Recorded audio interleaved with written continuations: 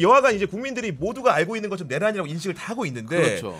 걱정되는 부분은 이런 겁니다. 그러니까 정당한 법 집행이 될 것인가?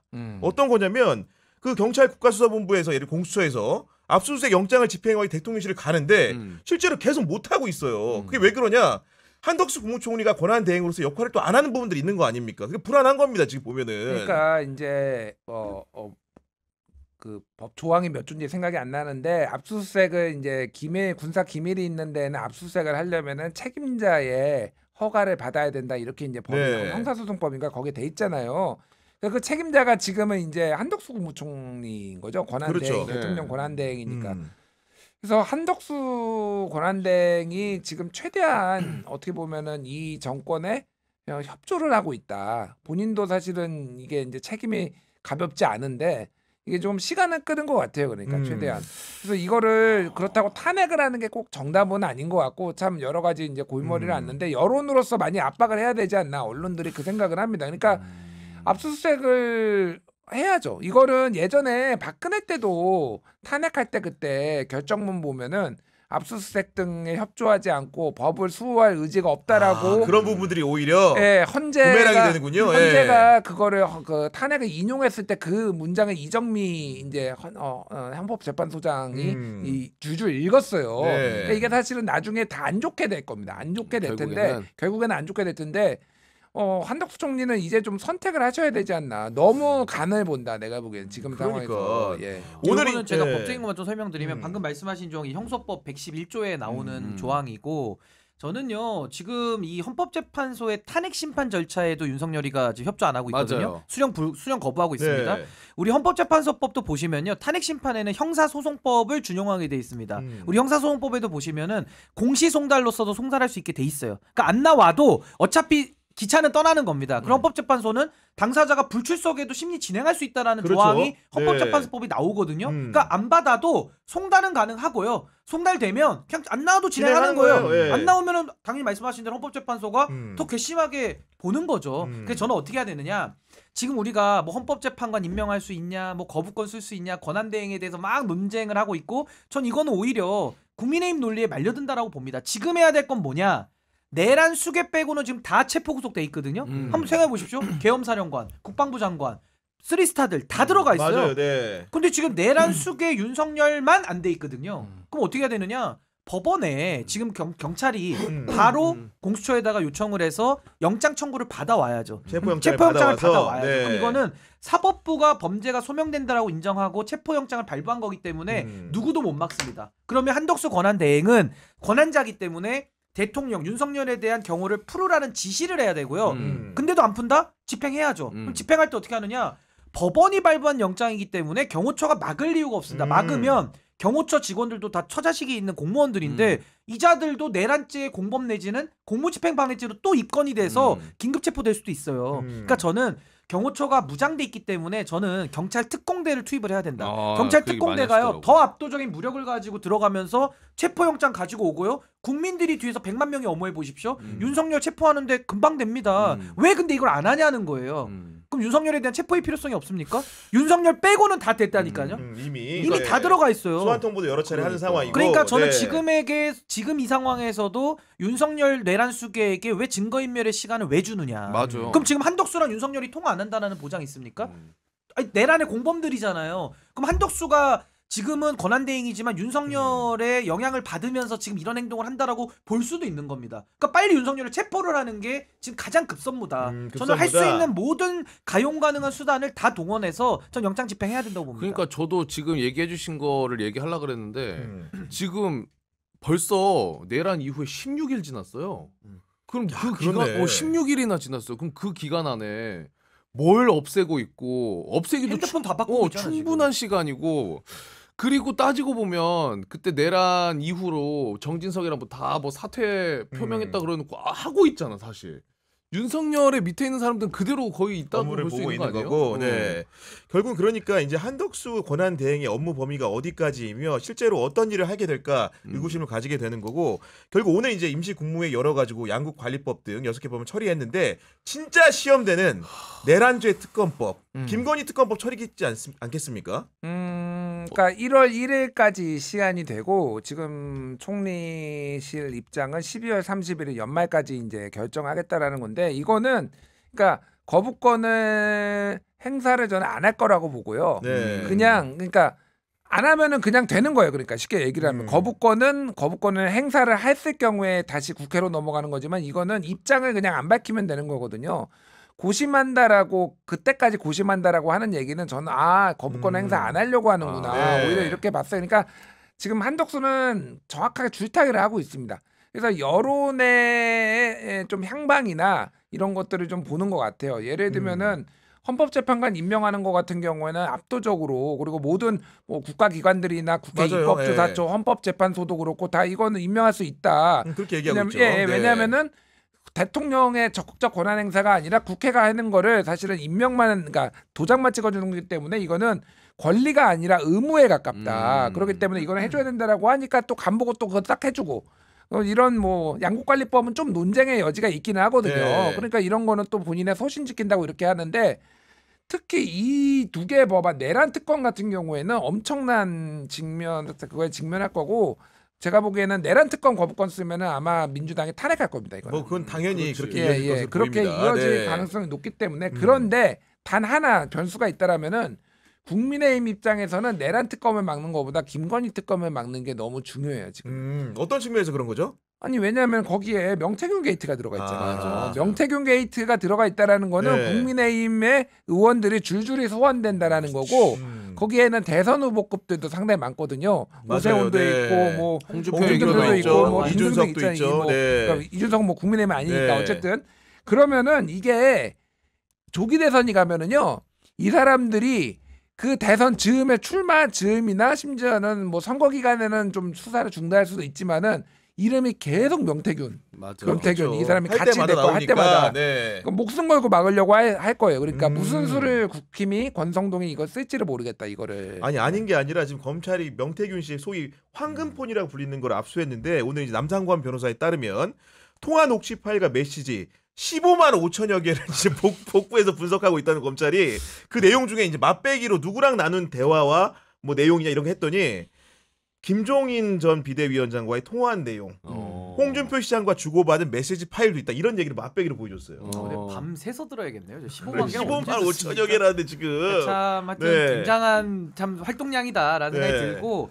전 아까 법률적인 거 조금만 짚자면은 한덕수 권한 대행이 결국 법률안 거부권을 썼습니다. 이거는요. 현직 대통령도 원래는 자제해서 써야 되는 권한인데 권한 대행이 자기 분수도 모르고 주제도 모르고 바로 써버려? 그 권한을 써버렸어요. 저는 이거 정치적으로 비판해야 된다고 봅니다. 근데 썼으니까 존중합니다. 그럼 어떻게 되느냐? 거부권까지 썼으면요. 지금 형식적 임명권이라고 하는 국회가 추천한 헌법재판관 3인을 그렇죠. 임명 안 할 도리가 없어요. 그리고 상설특검도 법이 통과됐거든요. 추천 요청해야지. 임명 안 할 도리가 없어요. 왜? 음. 아니 거부권이라는 그 막강한 권한까지 그렇지. 원래 써서는 안 되는 권한도 써놓고 나 형식적 임명권은 또 없는데 이따위 소리는 못 하겠죠. 그러니까 이건 논리 필연적으로 정리가 될 것이고 저는 만약에 한덕수가 헌법재판관 임명을 안 하거나 내지는 특검법에 대해서 또 거부권을 한다. 예를 들면 내란 특검과 또 지금 상설특검, 김건희 특검 임명해야 될 절차들을 협조 안 한다 그러면 그 자체가 또 탄핵 사유가 됩니다. 네. 근데 지금 뭐 탄핵 얘기하니까 뭐 권한대행이면은 또 가중정족수가 돼가지고 대통령 탄핵 비슷하게 또 헛소리들을 3분의 하더라고요. 2라는 주장. 헛소리 하더라고요. 아, 그래요? 200석 이상 해야 된다. 제가 예. 정리하겠습니다. 그런 조항이 있나요? 없습니다. 그 조항이 없으면 법을 지키세요. 법대로 해야 되는데 한덕수는 권한대행이라는 거는 지금 임시적으로 받은 그 권한을 받은 거고 직위가 총리입니다. 총리로 임명했고 여기서 한덕수 뽑은 사람 있어요? 없어요. 한덕수 뽑은 사람 저 안 없습니다. 뽑았어요. 임명된 총리예요. 근데 총리의 직에 대해 가지고 탄핵을 하는데 누구 맘대로 정적수를 올립니까? 뭐 권성동 자기 기분대로 합니까?